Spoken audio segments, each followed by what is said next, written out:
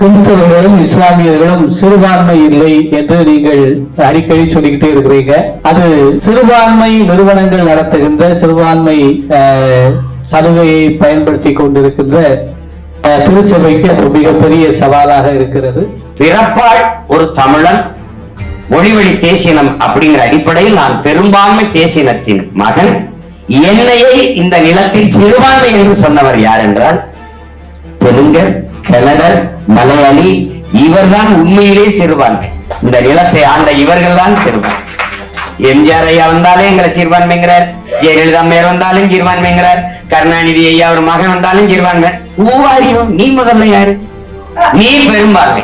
எந்த அடிப்படையில் பெரும்பான்மை? நீ சார்ந்திருக்கிற மதத்தின் அடிப்படையில் பெரும்பான்மையா?